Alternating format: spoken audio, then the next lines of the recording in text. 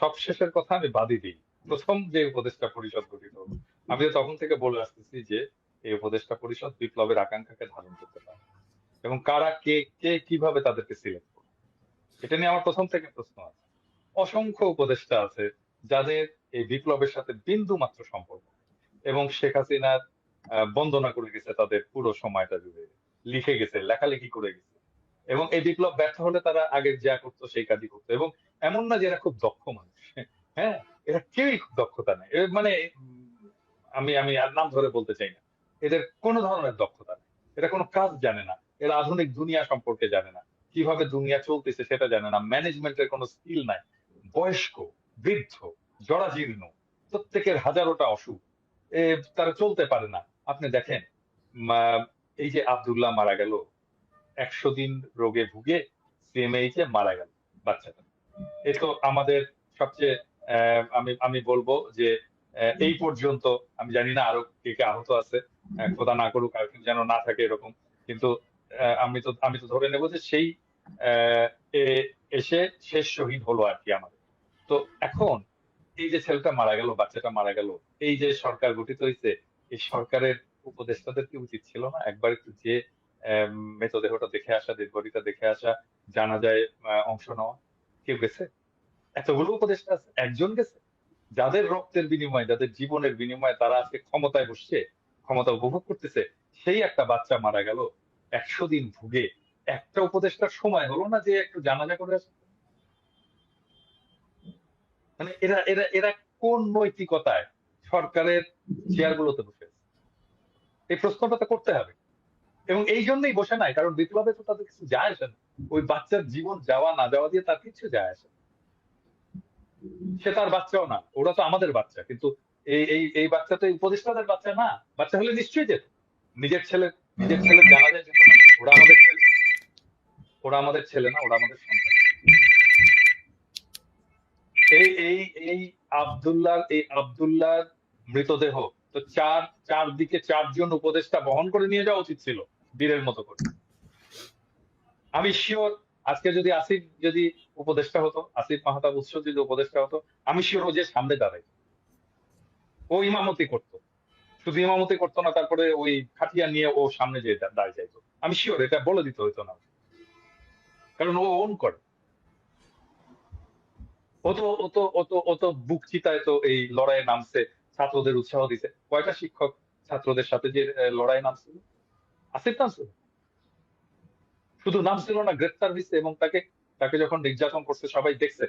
হাতে হাঁটতে পারতো না, হাতে একটা লাঠি ছিল, সেই লাঠি দিয়ে, এবং ওর একটা চিহ্ন আছে আঙুল এরকম উঁচু করে, তাই না আসিফ?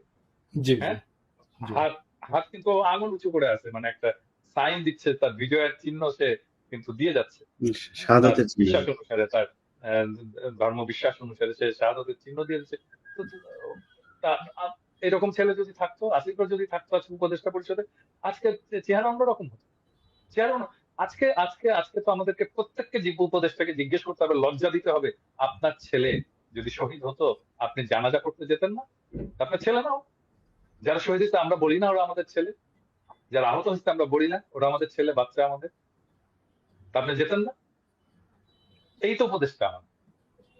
বাচ্চারা রক্ত দিল, আর এই বুড়া হাবড়া, আমি বলি বুড়া খাটাস, এই বুড়া খাটাস গুলো যে ক্ষমতা উপভোগ করছে। না, কালকে রাতে যখন দেখেন, রাতে আসিফ নজরুলের বক্তব্যটা আমি শুনলাম, সেই বক্তব্যের ভেতরে তিনি বলছেন যে ডিসেম্বরের মধ্যে সবকিছু ঠিক হয়ে যাবে। মানে এটা নভেম্বর চলছে, ডিসেম্বর, তার মানে 1 মাস তাদের সময় লাগবে এটা নিয়ে কোনো একটা সিদ্ধান্তে পৌঁছাতে। তো কালকে কোনটা নিয়ে, কোনটা এই নিয়ে? হাসপাতালে, পঙ্গু হাসপাতালের সামনে গিয়েছিলেন তিনি রাতে, ওই যখন আমি। চিকিৎসা নিয়ে, জি। ওই চিকিৎসা নিয়ে আমি আপনাকে ইলিয়াস, আমি আপনাকে আজকে বলতেছি, আপনি লিখে রাখতে পারেন, কিচ্ছু করতে পারবেন, ওরা জানেই না।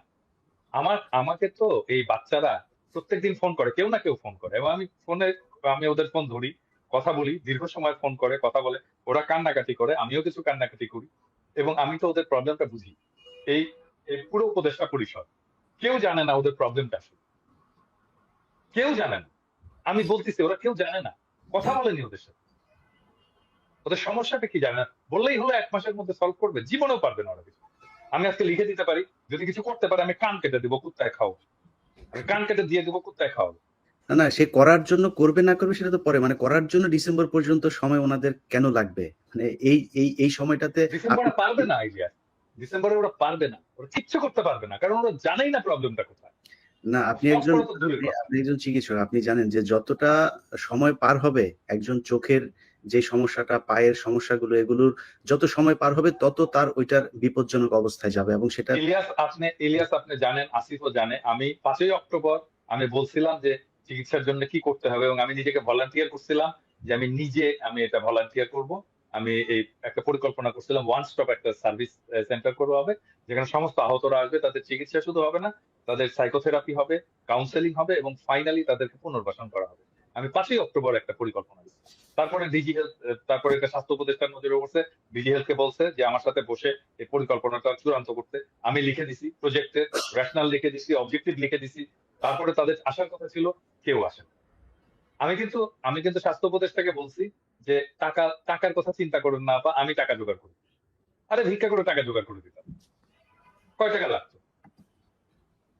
না, সেটা তো আমরাও বিভিন্ন সময় এই কথাগুলো বলছি যে আমার যদি টাকা প্রয়োজন হয়, আমি প্রবাসীকে দেওয়ার আমি জন্য তো রাজি। ইলিয়াস নিজে দায়িত্ব নিতে চাইছিলাম, আমি হুম, নিজে দায়িত্ব নিতে চাইছিলাম যে আমাকে দেন, আমি এদের চিকিৎসার ব্যবস্থাটা করে হুম, দিচ্ছি, হুম। আমি পরিকল্পনাটাও করে দিচ্ছি। একটা জিনিস 14 জনকে বলতে হয়, তারপরে কোনো কাজ হয় না। যে আসিফ মাহতাব, আপনি আন্দোলনের একেবারে শুরু থেকেই ছিলেন। জি। যদিও আন্দোলন শেষ হবার পরে আর আপনাকে আমরা দেখছি না, আপনি সিনের বাইরে চলে গিয়েছেন বা আপনাকে বাইরে রাখা হয়েছে। তো এই যে আপনি সিনের বাইরে চলে আসলেন, বা যারা আজকে এখানে উপদেষ্টা মন্ডলীতে আছে, পিনাকিদা যেটা বলছিলেন, আমি বিশ্বাস করেন, আমাকে এখন যদি জিজ্ঞেস করেন যে সব কয়জন উপদেষ্টার নাম বলতে, আমি চিনিও না, নামও জানি না, মনে হয় 3-4 জনের নাম বলতে পারবো, এর বাইরে সবাইকে চিনিও না আমি, এবং চেনার প্রয়োজনও মনে করি না, বা তারা চিনাইতেও চান না। যখন আপনার ইন্টারাকশন হবে, একটা কাজ নিয়ে আপনি কাজ করবেন, বিভিন্ন বিষয়, যেমন আওয়ামী লীগের একজন মন্ত্রী, সে স্বরাষ্ট্রমন্ত্রী ছিল, স্বরাষ্ট্র মন্ত্রণালয়ে সে বিভিন্ন কাজ করতো, মানে ভালো খারাপ সেটা পরের কথা, সে করতো যে কারণে আমরা দেখতাম। মানে ওনারা কোথাওই নাই, মানে ওনারা করেন কি আসলে, মানে ওনারা কি সারাদিন ঘুমান না কি করেন এটাও আমরা জানি না। তো এই যে আপনি বাইরে চলে গেলেন, মানে আপনি কি এমনিতেই বাইরে আছেন, নাকি আপনার সাথে কি এই যে সরকার, একটা বিপ্লবী সরকার আমরা যেটাকে নাম দিয়েছি, সেই সরকারের পক্ষ থেকে কোনো ধরনের যোগাযোগ করা হয় কিনা, বা কোনো ধরনের নীতি নির্ধারণী পর্যায় থেকে আপনার সাথে কোনো বক্তব্য নেওয়া হয়েছে কিনা এখন পর্যন্ত? এখানে কিছু বিষয় আমি ফার্স্টে ক্লিয়ার করতে চাচ্ছি। সেটা 1 নাম্বার বিষয় হচ্ছে যে বিপ্লবী সরকারের ডেফিনেশনটা কি আসলে। বিপ্লবী সরকারের মধ্যে তো যারা একটা বিপ্লবী আদর্শ থাকা লাগবে। তাই এটা গণ অভ্যুত্থানে আমাদের কোনো ক্লিয়ার বিপ্লবী আদর্শ নাই। ফর এক্সাম্পল, আমার আদর্শ obviously I was inspired by my religion, যেটা আমাকে অনেক ইন্সপায়ার করেছে বিপ্লবে যোগ দেওয়ার জন্য। নীতি নৈতিকতা ওখান থেকেই আসছে, বাট অনেকের এখান থেকে আসে নাই। সো বিপ্লবী সরকার যদি গঠন করতে হতো, তো বিপ্লবী সরকার তো হয় বিপ্লবী দিয়ে। আপনি বিপ্লবের মধ্যে যারা ডিরেক্টলি ইনভলভ না, তাদেরকে নিয়ে যদি আপনি বিপ্লবী সরকার গঠন করেন, সেটা কিভাবে বিপ্লবী সরকার হয়? এখন বিষয়টা হচ্ছে যে আমাকে কোনোভাবে তারা কোনো কন্ট্যাক্ট করে নাই, অ্যাজ ইফ আমার এখানে কোনো কন্ট্রিবিউশন নাই। যেখানে ইটস ওকে, মানে আই ডোন্ট পার্সোনালি কেয়ার। আমি বাংলাদেশের এই সব আপনারা জানেন, আপনারা রিপোর্টার, আপনারা জানেন যে আমি বাংলাদেশের একদম ফার্স্টের থেকেই এই আন্দোলন, শুধু এটা না, আমি বাংলাদেশের প্রথম প্রাইভেট ইউনিভার্সিটি রাস্তায় নামায় রোড ব্লক করা, সেটা আমি ফার্স্টে করি। ইট ওয়াজ মাই প্ল্যান। হ্যাঁ, আমার ওই স্ট্র্যাটেজিটা আমি যদি দেখান, আমি এখন এই মুহূর্তে আমার কম্পিউটার থেকে বের করে দিব আমার ডিটেল স্ট্র্যাটেজি। তো সেটা আমি ফার্স্টে করি। তো আমি বাংলাদেশের জন্য করে আসছি এই কিছু পাওয়ার আশায় না, যে আমি কিছু একটা পাবো, আমাকে কেউ একটু রেসপেক্ট বেশি দিবে, এরকম না। আমি এখানে এই জন্য কিছু করি নাই। সো তারা যদি সরকার ঠিক মতো চালাতে পারতো, that's fine, I am happy. আপনি যদি দেখেন আমার স্ট্যাটাসগুলি, আমি প্রথমে খুবই খুশি হয়েছিলাম যে হ্যাঁ, সরকার গঠন হয়েছে, ইটস ফাইন, আমার দরকার নাই। হাউএভার, দিন যত যাচ্ছে তত কিছু প্রবলেম আমি দেখতে পাচ্ছি, যে this is clearly a discriminatory government. সে বৈষম্য বিরোধী দাবি করছে, বা সে নিজেই বৈষম্য করছে। তারা তাদের এজেন্ডা, তাদের আইডিয়ালস, যেটা বাংলাদেশের সাথে যায় না, সেই ধরনের আইডিয়ালস এবং দর্শন বা সরকার সেটা চাপিয়ে দেওয়ার যত রকম কাজ কারবার সেটা করছে। জনগণের যে দ্রব্যমূল্য হার, বিভিন্ন সমস্যা, একদম 5ই অক্টোবর আমিও লিখেছিলাম যে সবার আগে উচিত হচ্ছে শহীদ এবং আহতদের চিকিৎসা করা, সেটাও তারা ফেইলিয়ার। এই একটা কাজেও তারা সাকসেসফুলি করতে পারেনি, কারণ আমি এখনো মানুষকে দেখি যে তারা বাসার মধ্যে গুলি ভিতরে ঢুকে বসে আছে, তাদের কোনো খোঁজ খবর নাই, মানে তাদের যে কোনো একটা প্রসেসে আনা হবে সেটাও নাই। তার মানে they are failure in every level. So এই জন্য আমি আসলে এটাকে বিপ্লবী সরকার হিসেবে ধরতে পারছি না, দুঃখজনক ভাবে। আমি এটাকে বিপ্লবী সরকার বলবো না। আমি যদি আরেকটু ফার্দার ইলাবোরেট করি, সেটা হচ্ছে যে এই সরকারটা মূলত যাদেরকে নেওয়া হচ্ছে তারা এনজিও সেন্ট্রিক। এখন এনজিও চালানো আর জনগণের নেতৃত্ব দেওয়ার ভিতরে আকাশ পাতাল পার্থক্য আছে। এনজিওরা যেমন নম চমস্কি আপনারা সবাই জানেন, পৃথিবীর মধ্যে one of the number one political thinker, সে এরকম বলেছে যে একটা অর্গানাইজেশন, এনজিও অর্গানাইজেশন একটা ফ্যাসিস্ট বা একটা টোটালিটেরিয়ান একটা সিস্টেমের মতো, যেখানে এনজিওর যে মাস্টাররা তারা যেটা বলে ওয়ার্কারদের সেটাই করতে হয়, তাদেরকে ছাঁটাই করতে চাইলে করে দিতে পারে, তাদেরকে যাকে ইচ্ছা তাকে নিতে পারে, তার কালচার, অফিস কালচার, সেগুলো সবই ইয়ে করে এনজিওরা। তো তারা যদি দেশটাকে এনজিও মনে করে যে আমার এই দেশের জনগণ, আমি যাকে খুশি তাকে নিব, আমি যা খুশি তাই করবো, আমি আমার আদর্শ চাপাই দিব জনগণের উপর, দ্যাটস এ প্রবলেম। বিকজ জনগণের দ্বারা সরকার, সরকারের দ্বারা জনগণ না।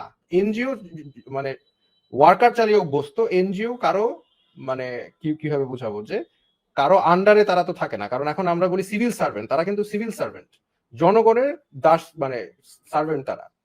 তো তারা এইভাবে ট্রিট করছে না, তারা আমাদের উপর বলে দিচ্ছে যে এই যে আমরা এই লোকটাকে নিলাম। ওয়েল, আপনি নিলেন কেন? আপনি কাকে জিজ্ঞেস করে নিলেন? কি প্রসেসে নিলেন? আপনি বললেন হয়ে গেল?